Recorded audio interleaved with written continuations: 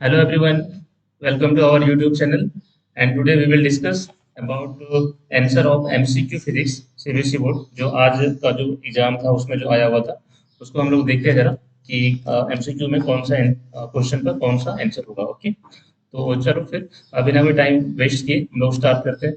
तो आज ध्यान दो तुम लोग यहाँ पे, अगर ध्यान दो तो फर्स्ट क्वेश्चन जो है यहाँ पे, ओके, जो फर्स्ट क्वेश्चन दिया हुआ है वो क्या दिया हुआ, क्या बैटरी ऑफ ईएमएफ ये दिया हुआ, इंटरनल रेजिस्टेंस आर दिया हुआ, is connected to an external circuit. किसी एक्सटर्नल सर्किट से कनेक्ट करें तो potential difference within the battery is proportional to. जो पोटेंशियल डिफरेंस होगा वो किस पे डिपेंड करेगा, किसके प्रोपोर्शनल होगा। ठीक, अब अगर ध्यान दो, अगर तुम लोग को याद होगा फॉर्मूला, तो ईएमएफ का फॉर्मूला क्या होता है, ईएमएफ इक्वल टू, ठीक है, potential difference internal voltage plus I into R, internal resistance हो गया। तो अगर यहाँ पे ध्यान दो पोटेंशियल का जो फॉर्मूला आ रहा है वो क्या आ रहा है, ईएमएफ माइनस आई आर आएगा। तो देखो इंटरनल रेजिस्टेंस तो कांस्टेंट होगा और करंट जो पूरे सर्किट में वो सेम फ्लो होगा। इसका मतलब क्या हम लोग कह सकते हैं जो पोटेंशियल डिफरेंस वो किस पर डिपेंड कर रहा है, ईएमएफ पे डिपेंड कर रहा है। ठीक है, ईएमएफ ऑफ द बैटरी। तो मुझे जहां तक लग रहा है आंसर क्या होना चाहिए, सी होना चाहिए। ओके, टोटल रेजिस्टेंस की यहाँ पे मैं टोटल रेजिस्टेंस की बात करूँ तो पूछ तो वही रहा है ना कि पोटेंशियल डिफरेंस क्या होगा सर्किट का। तो आई थिंक डिपेंड किस पे करना चाहिए, ईएमएफ पे डिपेंड करना चाहिए। अगर इंटरनल रेजिस्टेंस फिक्स है, अगर अगर तुम्हारा ईएमएफ ज्यादा होगा तो पोटेंशियल डिफरेंस भी ज्यादा होगा, ईएमएफ कम होगा तो पोटेंशियल डिफरेंस कम होगा।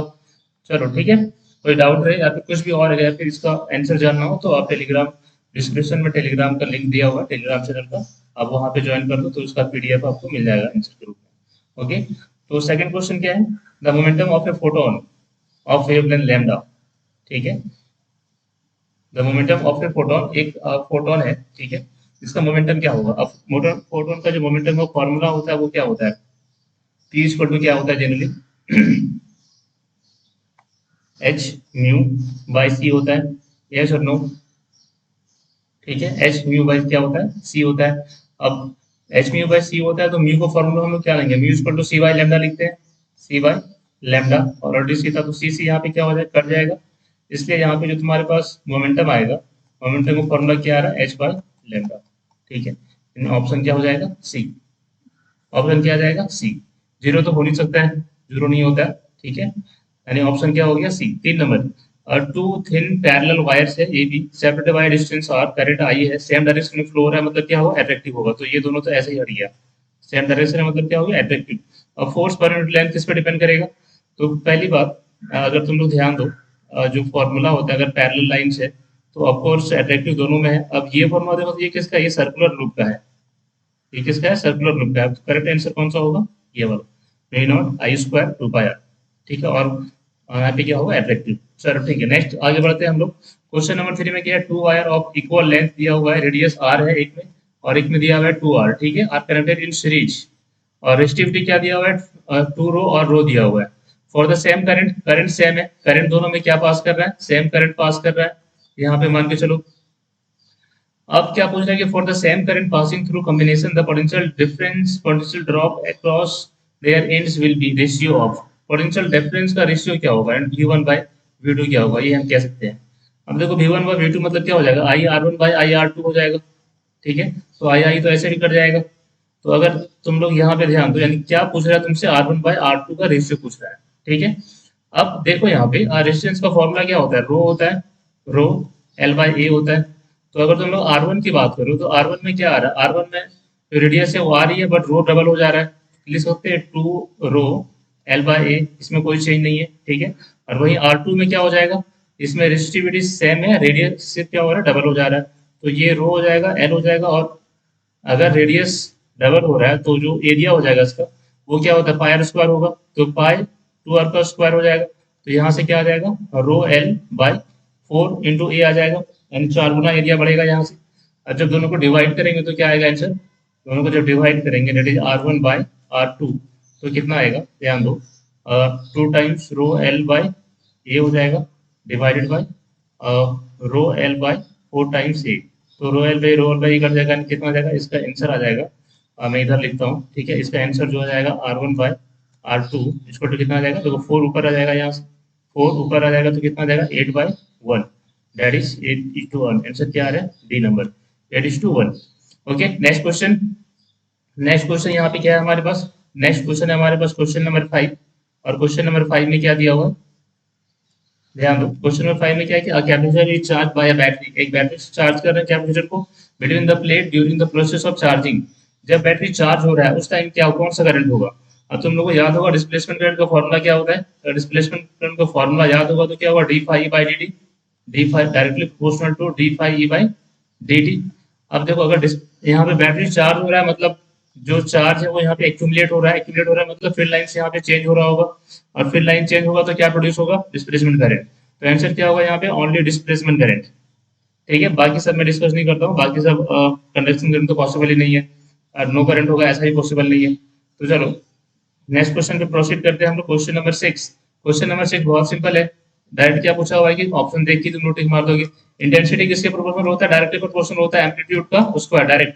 तो आंसर क्या होगा, सी नंबर, बाकी सारे तो होंगे नहीं। ठीक है, question number 7, for the forward bias biasing of PN junction diode for which of the following statement is not correct, कौन सा करेक्ट नहीं है, ध्यान दो। फॉरवर्ड वाइज में क्या होगा, पोटेंशियल वेरिएट डिक्रीजेस, ये सही है। माइनॉरिटी चार्ज की अगर, ये भी सही है। डिप्लेशन ऑफ, ध्यान दो, अगर मैं यहाँ पहले क्या पूछा होगा कि नॉट करेक्ट, ध्यान देना नॉट करेक्ट। फॉरवर्ड वाइज में क्या होगा, पोटेंशियल जो तुम्हारा विड्थ है वो विड्थ और डिप्लेशन लेयर इंक्रीज करता है या डिक्रीज करता है, अगर ध्यान होगा तो अगर हम लोग फॉरवर्ड वाइज लेंगे तो ये क्या होगा, डिक्रीज करता है, जबकि यहाँ क्या लिखा हुआ है, इंक्रीज करता है, तो ये क्या होना चाहिए, ऑप्शन नंबर सी। अब 8 number, which of the following graph correctly represent variation of magnitude of magnetic field outside the straight infinite conductor. इसका मैं डायरेक्टली बता रहा हूँ, आंसर क्या होगा, ये होगा।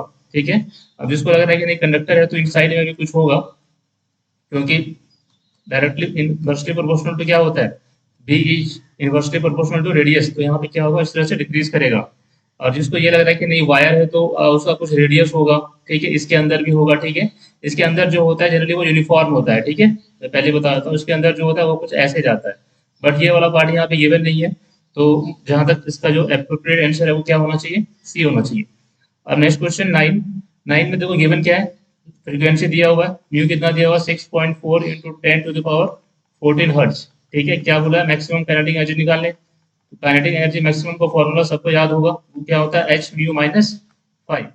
ठीक है, एच म्यू इसको सॉल्व करो, एच का वैल्यू पता है कितना होता है, 6.6 इंटू 10 to the power-34, और इंटू फिर मल्टीप्लाई करो 6.6 इंटू 10 to the power 14, और फिर माइनस कर दो कितना, 2.14 इलेक्ट्रॉन वोल्ट से।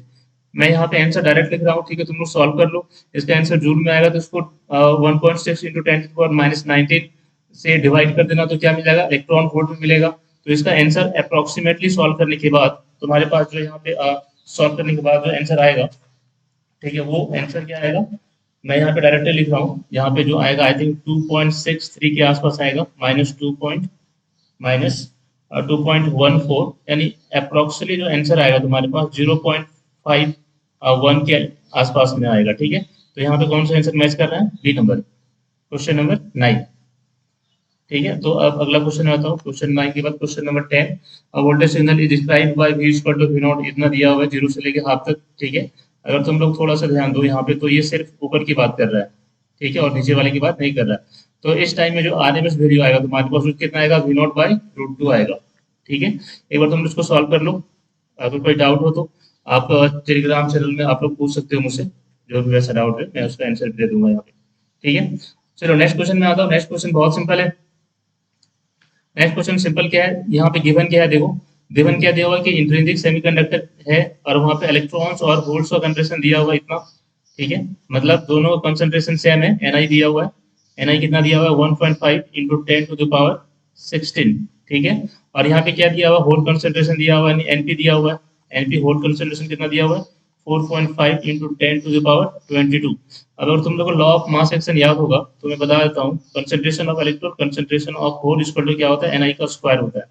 ठीक है, तो देखो एनपी दिया हुआ है, एनआई दिया हुआ है तो डायरेक्टली मैं अगर इसको ऊपर में सॉल्व करूँ तो एन ऑफ ई कितना आएगा, एनआई का स्क्वायर आएगा बाय एन ऑफ पी आएगा, कंसेंट्रेशन ऑफ होल्स।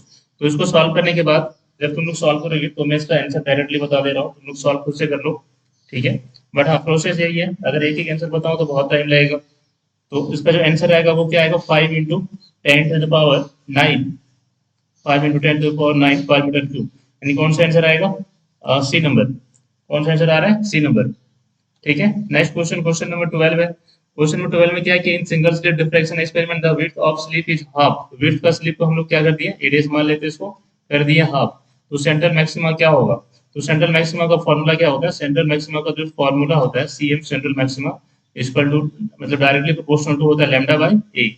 अगर ये हाफ हो जाएगा, ठीक है, तो ये क्या हो जाएगा? अगर लैम्डा हाफ हो जाएगा, that imply lambda equal to a dash, a dash मतलब यहाँ पे lambda by a by two हो जाएगा, और ए बाई टू हो गया मतलब क्या हो जाएगा? डबल हो जाएगा, टू ऊपर चले जाएगा, इसलिए central of maxima equal to क्या हो जाएगा? Two lambda by a. तो पहले से क्या हो रहा है? डबल हो रहा है, इसका मतलब आंसर क्या होगा? आंसर हो जाएगा ट्वाइस। उसके बाद the ratio of maximum frequency and minimum frequency of light emitted in Balmer series of hydrogen spectrum कितना होगा? तो मैक्सिमम और मिनिमम फ्रीक्वेंसी कितना होगा? 9/5, 9/5, ठीक है। ध्यान देना, ये किससे आएगा? तो बाल्मर सीरीज का जो फॉर्मूला है उसको सॉल्व करो। 1/लैम्डा जनरली लिखते हैं, बट यहाँ पे तुम लोग क्या करो, ऐसा लिखो, 1/लैम्डा फॉर्मूला क्या होता है? आर एच 1/, एन टू का एन टू का एन टू स्क्वायर, और यहाँ पे स्क्वायर। तो यहाँ पे देखो सी से अगर हम लोग मल्टीप्लाई करेंगे तो क्या मिलेगा? फ्रीक्वेंसी मिलेगा। इधर भी सी से मल्टीप्लाई कर दो तो क्या मिलेगा? फ्रीक्वेंसी मिलेगा, और फिर यहाँ से पुट करके तुम लोग सॉल्व करके ला सकते हो। मैं इसका आंसर डायरेक्ट लिखता हूँ, इसका आंसर कितना होगा? 9/5, ठीक है। मैक्सिमम और एक बार क्या लेना है? मिनिमम लेना है, दोनों को डिवाइड कर देना है। नेक्स्ट क्वेश्चन 9 के बाद क्वेश्चन नंबर क्या आ रहा है? 14। क्वेश्चन नंबर 14 में क्या है कि दो सेल दिया हुआ EMF E and internal resistance R and 2R, ठीक है। यहाँ पे देखो फिगर में ई दिया, आर दिया है, और ई और 2R दिया है। तो क्या पूछ रहा है? इक्विवेलेंट ईएमएफ क्या होगा? तो इक्विवेलेंट का फॉर्मूला क्या है? ये सबको याद होगा, E1 R2 plus E2 R1 divided by R1 plus R2, ठीक है। पुट कर दो, ये कितना है? E है, R2 कितना है? 2R है, प्लस ये फिर से कैपिटल E है, और ये R है, और divide by R, R plus two R कर दो डायरेक्ट। तो सॉल्व करने के बाद कितना आएगा? देखो यहाँ पे ऊपर आ जाएगा 3ER बाई 3R, ये कट जाएगा, तो आंसर क्या आ रहा है? सिर्फ आ रहा है ई एन एफ ई, यानी आंसर क्या हो जाएगा? Option number D. Question number 15, एक इंडक्टर दिया हुआ, कैपेसिटर दिया हुआ, रेजिस्टर दिया हुआ, connected in series across a source voltage, ठीक है, यानी एलसीआर सर्किट है कह सकते हैं। If the frequency of source is decrease, अगर फ्रीक्वेंसी हम लोग सोर्स का क्या कर रहे हैं? डिक्रीज कर रहे हैं, ठीक है, ग्रेजुअली। तो रिएक्टेंस क्या होगा? रिएक्टेंस अगर याद हो तो एक्स एल इक्वल टू क्या होता है? ओमेगा एल होता है, और एक्स सी क्या होता है? 1/ओमेगा सी होता है। तो अगर ये डिक्रीज होगा तो एक्स एल क्या होगा? डिक्रीज होगा, मतलब इंडक्टर हो वो क्या होगा? डिक्रीज करेगा, और कैपेसिटर का क्या करेगा? इंक्रीज करेगा, क्योंकि ये डिक्रीज करेगा तो ये इंक्रीज करेगा। तो इसका आंसर क्या आ रहा है? Option number D. अब आते हैं हम लोग एसएसएन एंड रीडिंग पे, ठीक है। ये दिया हुआ है, ये सब तुम लोग आई होप कि पहले से पता होगा क्या है क्या नहीं। मैं डायरेक्ट क्वेश्चन पे आता हूँ कि SSN the nucleus 3x7 is more stable then nucleus इतना, ठीक है। चलो ठीक है, ये कह सकते हैं कि करेक्ट है।